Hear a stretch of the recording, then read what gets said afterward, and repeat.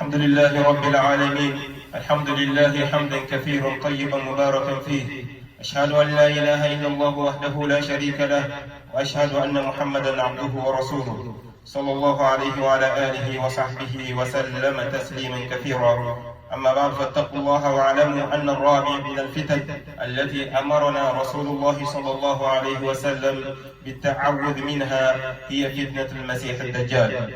All praise and thank are due to Allah subhanahu wa ta'ala, the Almighty, our sustainer and the Savior, our Savior of the day of Qiyamah. And I bear witness that there is no God worthy of worship except Him subhanahu wa ta'ala. He deserves to be worshipped, nothing else or no one else. And I bear witness that the Prophet Muhammad sallallahu alayhi wa sallam is the last messenger sent to mankind. I advise myself and you, brothers and sisters, to have taqwa.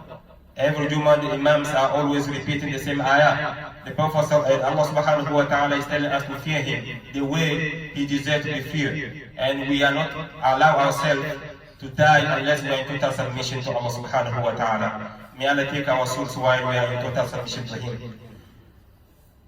Brothers and sisters, prepare yourself anytime you are in life. Prepare always yourself and put in your mind that your action will be asked the day of Qiyamah. The day nothing will benefit you. No your work, neither your wife nor your children will benefit you the day of Qiyamah. إِلَّا مَنْ أَتَى اللَّهَ بِقَلْبٍ سَلِيمٍ. Except the one who will meet Allah, who will go to Allah with a very clean heart, clean from the hypocrisy, clean from shirk. May Allah protect us from this. Brothers and sisters, Imam Bukhari, rahmatullahi alayhi, may Allah have mercy upon him, he collected hadith Abi Hurairah radiallahu anhu, where the Prophet sallallahu alayhi wa sallam, he's saying the Prophet sallallahu alayhi wa sallam used to make dua. He is making dua, seeking refuge from the punishment of the grave, the punishment of the hellfire, and the trials of the dunya, and the life and the death. And he is seeking refuge also from the fitna, the evil fitna of the Masih al-Dajjal, which is called the Antichrist. The Prophet ﷺ make it in the hadith of the collection of a Muslim. The Prophet ﷺ is asking us to put it in our dua before we make salam during the prayers. Meaning that when we finish tashahhud and we finish as-salat ala nabi, we should always make that dua to protect ourselves from it. Why? Because it's so important. Those four things are so important. Protect yourself from the hellfire, the day of Qiyamah, and seek refuge with Allah subhanahu wa ta'ala from the trials and the punishment of the grave. And seek refuge with Allah subhanahu wa ta'ala from the trials of this life and the death. And seek refuge from the trials, the bad trials of Masih al-Dajjal. May Allah protect us from him. The first thing we are going to mention is the adab al-qabr, is the punishment of the grave. And as a Muslim, we believe that there is a punishment. Your life, the life between the dunya and the akhirah is the grave, barzakh. This is how, how when a person dies, what is going to happen in his grave. But what is so sad is that all the animals can hear what is happening, except two creations, the jinn and the mankind. So among the evidence that will come and always make us realize that there is going to be a punishment in the grave is that the Prophet sallallahu alaihi wasallam, or Allah subhanahu wa ta'ala, is telling us about the people of Fir'aun and his people. He said, "An-naru yu'raduna 'alayha ghuduwwan wa 'ashiyya." The fire will be exposed in front of them. They will be exposed to the hellfire, to the fire, mornings and afternoons. And then وَيَوْمَ تَقُومُ السَّاعَةُ, and then the day of Qiyamah, أَدْخِلُوا آلَ فِرْعَوْنَ أَشَدَّ الْعَذَابِ, they will be put in a hellfire, the severest one. May Allah protect us from that. So it means there is always a punishment from what? From the grave before a person meets Allah subhanahu wa ta'ala the day of Qiyamah. The Prophet sallallahu alayhi wa sallam hadith from Ibn Abbas radiallahu anhuma, the Prophet also was passing, and then he passed through two graves. He came across two graves, and he told them that they are getting punished. Those two people are getting punished, and they are not punished because of big thing or something very major. No, it's something we all neglected. Which is, he said, the first one is the one when he is using restroom, he doesn't control his urine, meaning that he doesn't make sure to clean himself, to clean after himself properly, or he's standing and relieving himself while certain urine are spread on his clothes. As a Muslim, we are not supposed to, especially if you find a bathroom, you are not in emergency, you are not supposed to stand and relieve yourself. If you can sit down and do it, it's much better. Unless you are, you went where there is, so dirty, then you can just, as much as you can to stand and relieve yourself. The Prophet ﷺ did it when he was traveling or when he was outside. But at home, they never see him. Aisha radiallahu anha, she's reporting, she never see him standing while he's relieving himself or while he's urinating. So, for a Muslim to go to the bathroom, and also, especially when you come to the masjid, one of the things that the masjid, the bathroom of the masjid is a part of the masjid. So when you go to the bathroom, even if it was worse when you get there, don't leave it like that. By the time of the Prophet ﷺ, one of the things that can count like sadaqah, by the time when they were making their masjid, wasn't like it's big like we know. It's all dust, and they just make a fence to protect themselves. So once a person wants to also split, they will do it, and then they will just cover the dust. The Prophet ﷺ told them, a person, to hide your, something that people are not supposed to see, it is kind of sadaqah. So when you go to the bathroom, make sure that you're not going to leave anything that your Muslim brother or sister will come and see, and then it will jump to another bathroom. And most of the time also, it's another fitna. When you come to the masjid, you see the bathroom is so dirty, you can use the other one, and then when you finish, try to clean it, so that to make it look nice, the way you want to be looked. May Allah make it easy for us. So the broad, that Sahaba is punished because of that. So we have to make sure that we control when we go to the bathroom. The second one is the one who is gossiping. And today, this is what we do, directly or through our phones. So brothers, we have to always be careful what we share and talking about others. It's not going to benefit us in this dunya, and the hereafter is punishment. May Allah protect us. So we have to seek refuge from, adab al-qabr, because it's real. It's not something which is a joke. One of the evidence is also the Prophet ﷺ. He was passing through also with his donkey. They were passing until like they reached an area where the donkey is trying to jump. Like it want to run away till like the Prophet ﷺ feel like he fell down from it. And then he saw a graveyard.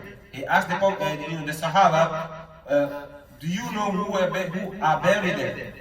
And they told them it's people before Islam. They died as mushrikun. They died as disbelievers. And the Prophet ﷺ said they are punished. This ummah has been punished with their grave. If because I fear that you are not going to bury your brothers who will die, I will ask Allah to make you understand or listen what is going on the punishment in the grave. So the Prophet ﷺ fear from us that if we hear what is going on in the grave, we're not gonna accept bury our brothers. And it's a long hadith also from Barra bin Azib, where he is telling us the journey of a dead person before he died till like the grave. And the Prophet ﷺ, when he sat down that they bury a person from Ansar, he sat down and they all sat down. And when he was related, he said, they all be quiet like there is bird upon their head, out of respect to the Prophet ﷺ. And this is also kind of behavior we should act when something is related about the Prophet ﷺ or about the Quran, Allah subhanahu wa ta'ala. We should just make attention that we hear, we listen. If we are in a rush, we want to go, just go. But they mention the Prophet ﷺ, and some people are making noise. This is not a behavior of a Muslim. May Allah protect us. So the Sahaba, they were sitting down, the way the Prophet ﷺ was looking up and down, because he said he raised his eyes on the sky, and then he put it down, he has a stick, and he was like, "Ta'awwadu billahi min adhab al-qabr." Seek refuge with Allah from the punishment of the grave. He said it like 3 times or twice. And he said, "A'udhu billahi, Allahumma inni a'udhu bika min adhab al-qabr." Oh Allah, I ask you to protect me. Or I seek refuge with you from the punishment of the grave. So may Allah protect us from it. The second one, as we all know, is the adhab al-nar, the day of Qiyamah. People will go to hellfire, and this is true. We don't have to lie about it. We don't have to have doubt about it. People will go to hellfire. May Allah protect us from it. So we have here, when the Prophet ﷺ is putting this dua, he is asking us to put it in our final dua after tashahhud and Salat Ibrahimi, is for us to realize the importance of preparing for that, for the day of Qiyamah. Because we have 5 prayers. So anytime you come, even if you don't do the nawafil, anytime you come in, you pray, and you, at the end you say, "Allahumma inni a'udhu bika min adhabi jahannam." It will also, if you think about it, when you go out and you see something that will lead you to Jahannam, the day of Qiyamah, you will try your best to stay away from it. It's also a reminder and a prayer. So Adhab Jahannam is weird. Till like you all know, when we read the Quran, we see Adhab Jahannam. It's in the Quran. Allah is telling us here, "Inna Allah la'ana al-kafirin." Certainly, or surely Allah have cursed the disbeliever. وَأَعَدَّ لَهُمْ سَعِيرًا. And He has prepared for them in a punishment, atonement. خَالِدِينَ فِيهَا أَبَدًا. They will stay there forever. لَا يَجِدُونَ وَلِيًّا. They're not going to get anyone who loves them, who will go and just try to protect them from it. No. وَلَا نَصِيرًا. They will never have anyone who will help them. May Allah protect us from the hellfire. And one ayah we all know, Allah is telling the believers, "Qu anfusakum," protect yourself, wa ahlikum, and your family, nara, from the hellfire.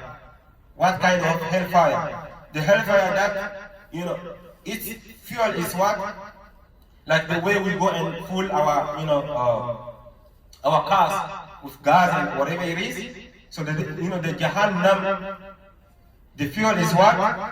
It's people, mankind, and the rocks. So anything you can do to protect yourself from the hellfire, do it. As the Prophet ﷺ said, even if it is a small part of a day, take it to protect yourself from the hellfire. That's the reason why sometimes when you go, somebody is begging, and you have $1, don't think about what it, just do it for the sake of Allah. You give to them. In the masajid, to take care of the masajid, we all know that we don't own the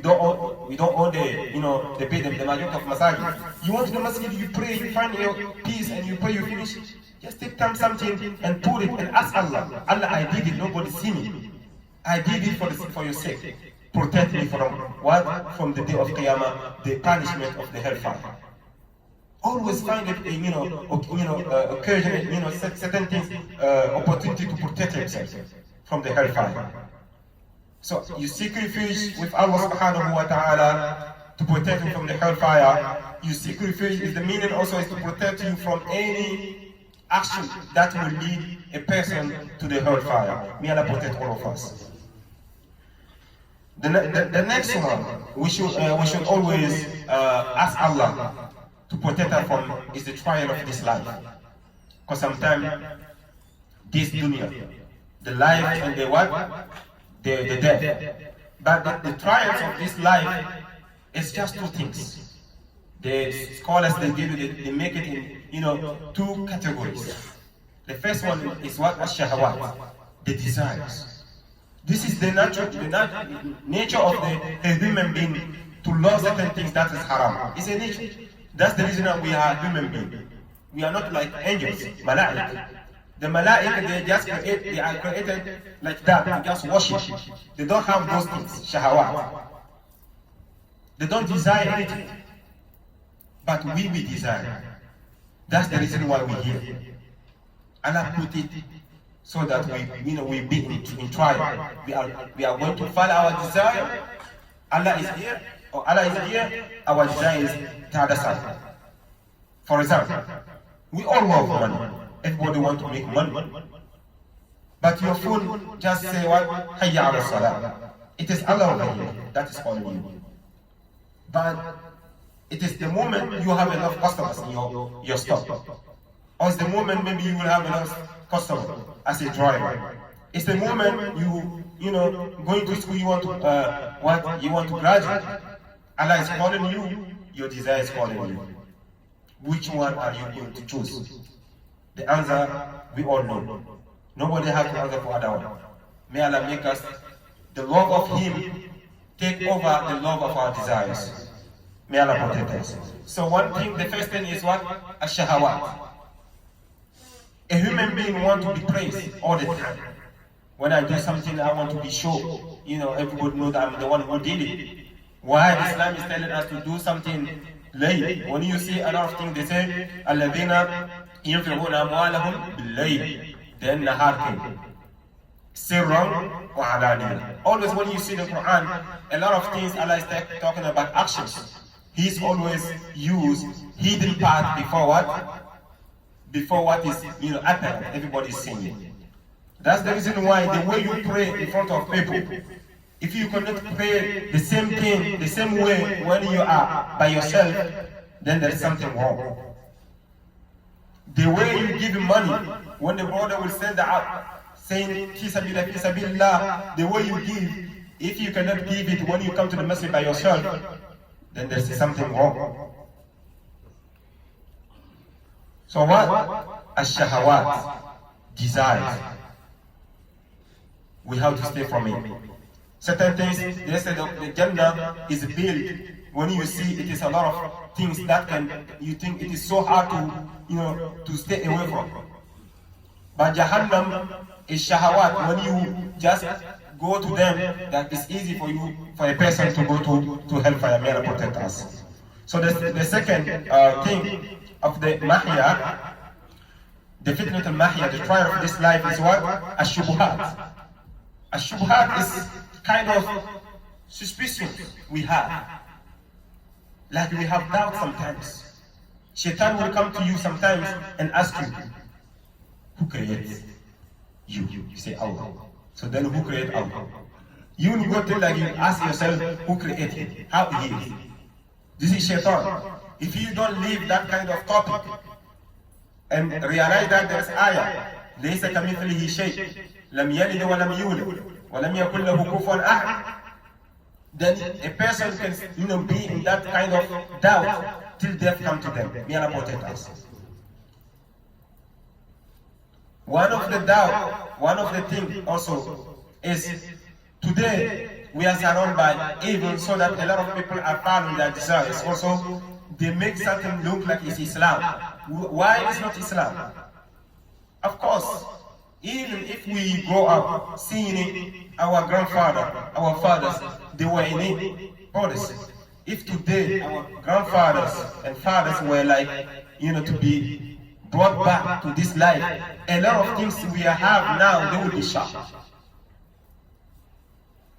What I'm saying, some people's community have that fitna or that kind of test from Allah subhanahu wa ta'ala did not get Islam properly.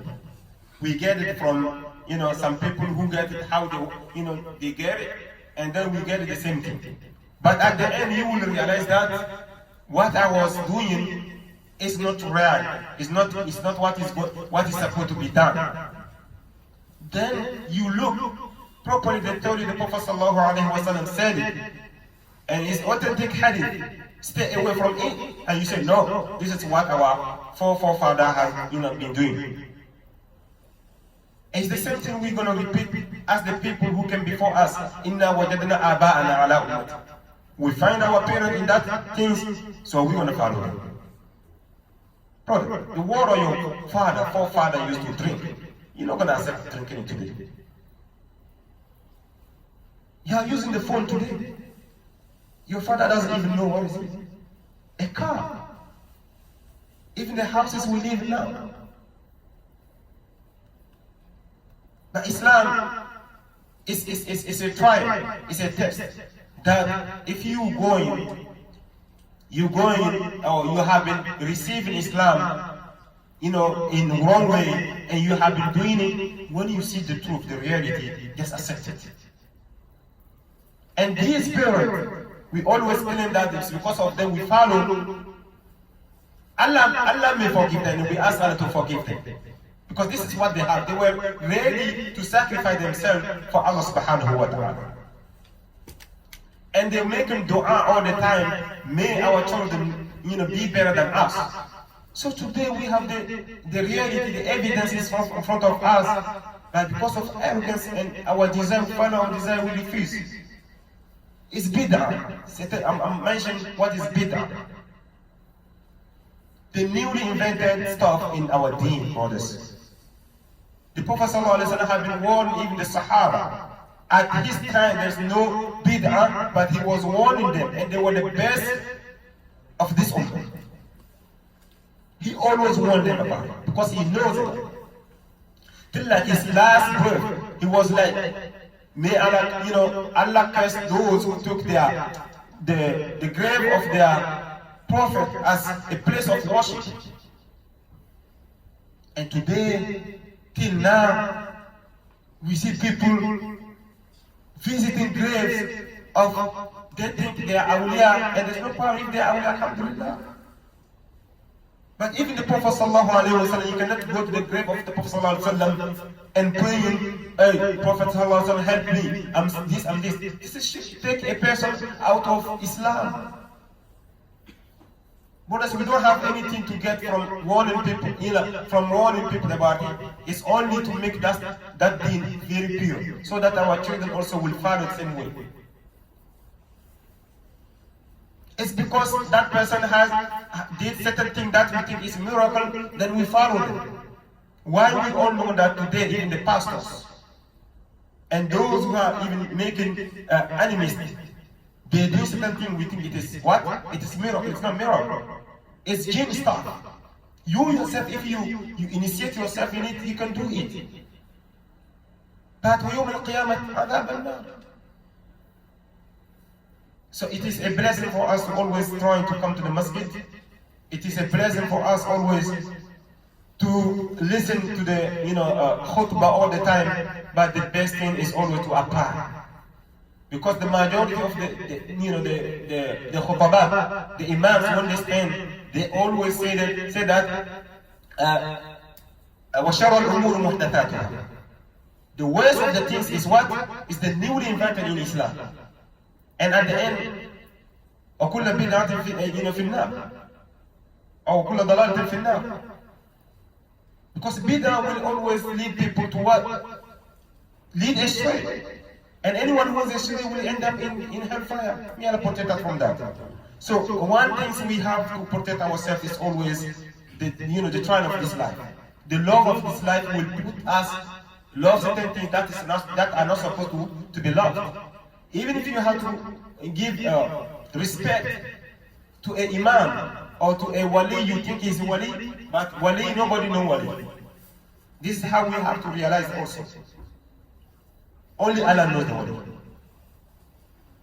Because when the Prophet ﷺ is explaining, even those who are close to Allah subhanahu wa ta'ala, is a person when he come right now, he want to talk to us, sometimes we will run away.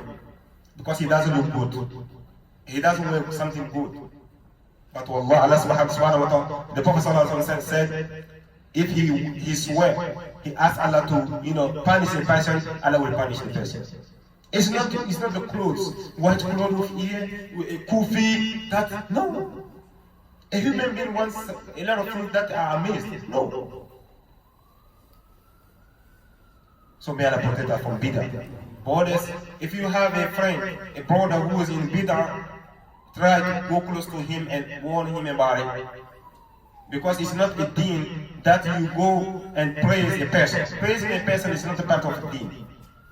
The Prophet ﷺ, he was sitting during a celebration, one celebration, and then a girl was making, certain, how they make like sham or shir, and then at the end she was like, وَفِينَا رَسُولُ اللَّهِ يَعْلَمْ مَا فِي غَدٍ. And among us there is the messenger of Allah who knows what is going to happen tomorrow. The Prophet ﷺ just stand up and said, stop. No one knows what is going to happen tomorrow. So if the Prophet ﷺ, we claim we follow him, he said he doesn't know, and in Quran Allah told him to say it. وَلَا أَعْلَمُ الْغَيْبِ. I don't know what is hidden. And someone will tell you that he knows what is going on, and you follow him. How do you judge? Use your brain. وَتَوَكَّلْ عَلَى الْحَيِّ الَّذِي لَا يَمُوتُ. Just put your total trust in someone, Allah, who will never die. Because the person you think he will die one day, then he will go to another one. It's a business. These people, they make money. And you will always follow them. They make money and you still follow them. They will use you and they use shirk. They use also the sihr to make people follow them. So may Allah protect us. May Allah protect us from du'at ala abwab jahannam. The last one is fitnatul mamat. We all know that when it comes to death, it's a lot of trials. May Allah protect us from trials. Still, the most beloved in front of Allah subhanahu wa ta'ala was like, إِذَا الْمَوْتِ لَسَكَرَاتٍ. Death is so painful. It's so painful. So may Allah protect us from the fitnatul mamat. The last one we should always pray Allah and ask Allah to protect us from is the evil test of Antichrist, who will come, who will be one of the major signs of the end of the life. The Prophet ﷺ explained how he is going to, he looked like in a lot of hadith. So anyone as a Muslim, you don't wish or you don't hope to see that kind of moment. May Allah protect us from Masih ad-Dajjal. Because the Prophet ﷺ said, even since Adam was created, a human being was created, till the day of Qiyamah, there's not going to be a very greatest test done, the fitnat al-Masih ad-Dajjal. So the Prophet ﷺ put this dua in his dua since he heard it. What happened? One of the Sahabiya, or the Prophet Muhammad sallallahu alaihi wasallam, the mother of the believer Aisha radiallahu anha, she was reported that there was a Jewish lady in Medina who used to come and work sometime for her. Then when she did it, Aisha radiallahu anha will recompense her, will reward her for what she done. That old woman, one day she came and then Aisha had been good to her. She was like, may Allah protect you from the punishment of what? Of the grave. And Aisha was like, you lie, there's no punishment in the grave. She went to the Prophet ﷺ and asked her, the Prophet ﷺ said, yes, there is a punishment in the grave. Since that Aisha radiallahu anha said, since that moment, the Prophet ﷺ never finished a prayer without saying that dua. That dua is so easy. It's easy if we always try to learn. And for a person also to act upon, there is a hadith, when you read Surah Al-Mulk, okay, you act upon it, it will save you from the punishment of the grave. And anyone also who is trying to read Surah Al-Kahf or memorize 10 ayah of Surah Al-Kahf, Usima min al-Dajjal, will be saved from the Dajjal, from the Antichrist. So all these things, the solution is what? The solution is what? To always try to learn and know our Lord. Because if you don't know, you're not going to see that Allah is asking you to do something. You're not going to know how to protect yourself. Today, we think we cannot learn. We are so intelligent that we can read the Quran. Perfectly. It's just we don't give time for it. When you live, if you are not, if you are not so intelligent, how can we know the name of the street?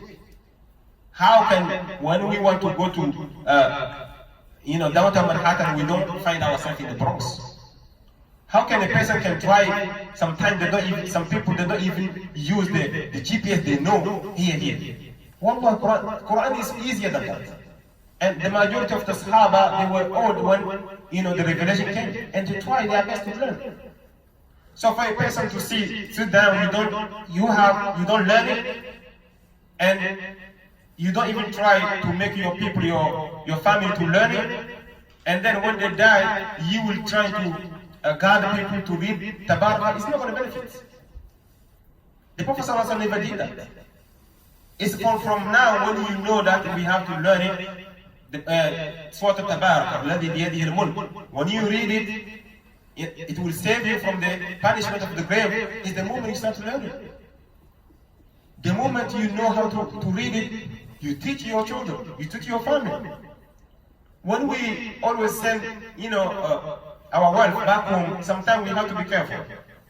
It's not only, they don't only need money, because money is for this dunya. But the day of Qiyamah, there is something more important. If you have an old man, an old father, or old brother who's always asking money, also trying to also hire someone who can teach him the deen. The day of Qiyamah, the person will come and say, may Allah reward you, or you save you from the hellfire. This is how we can help each other. Helping a friend in this dunya is nothing. But helping him for the day of Qiyamah, where there's nothing will save them, is the most help you can bring to someone. So brothers, the love we have for this dunya sometimes look like it is taken, over the love we have for the akhirah. بل تؤثرون الحياة الدنيا والآخرة خير وأبقى. We always focus on dunya, and Allah is telling us that the akhirah is much better for us, and akhirah will stay forever. So may Allah protect us. We ask Allah to forgive our sins. We ask Allah to make us true believers. The brothers and sisters who pass away, may Allah give them Jannah. Those who are sick, may Allah give them Shifa. May Allah protect us from any trial of this dunya and the trial of the day of Qiyamah. The trial, the grave, may Allah protect us. اللهم أعز الإسلام والمسلمين وأذل الشرك والمشركين ودمر أعداءك أعداء الدين وانصر عبادك الموحدين في كل مكان. اللهم ربنا تقبل منا انك انت السميع العليم، تب علينا انك انت التواب الرحيم. ربنا هب لنا من ازواجنا وذرياتنا قرة اعين واجعلنا للمتقين اماما. One thing we should know also is that the greatest day we have in this world, or during all the time, is the day of Jummah. That's the greatest day we have as a Muslim. And the Prophet ﷺ is telling us to always remember to make as-salatu was-salam alayhi, because when you do one, Allah will do 10 for you. So may Allah, send peace and blessing upon the Prophet Muhammad sallallahu alayhi wa sallam. Allahumma salli ala Muhammad wa ala ali Muhammad, kama sallaita ala Ibrahim wa ala ali Ibrahim innaka Hamidun Majid. Allahumma barik ala Muhammad wa ala ali Muhammad, kama barakta ala Ibrahim wa ala ali Ibrahim innaka Hamidun Majid. Allahumma ahsin aqibatana fil umuri kulliha wa ajirna min khizyi dunya wa adhab al-akhirah. Allahumma inna nas'aluka fi'la al-khayrat wa taruka al-munkarat wa hubba al-masakin wa an taghfira lana wa tarhamana wa idha aradta fitnata qawmi fatawaffana ghayra مفتونين. اللهم إنا نسألك حبك وحب من يحبك وحب عمل يقرب إلى حبك يا رحيم يا ودود. برحمتك نستغيث، أصلح لنا شأننا كله ولا تكلنا إلى أنفسنا طرفة عين. اللهم أحسن عاقبتنا في الأمور كلها، اللهم أحسن عاقبتنا في الأمور كلها وأجرنا من خزي الدنيا وعذاب الآخرة. ربنا آتنا في الدنيا حسنة وفي الآخرة حسنة وقنا عذاب النار. ربنا لا تزغ قلوبنا بعد إذ هديتنا وهب لنا من لدنك رحمة إنك أنت الوهاب. قوموا إلى صلاتكم يرحمكم الله.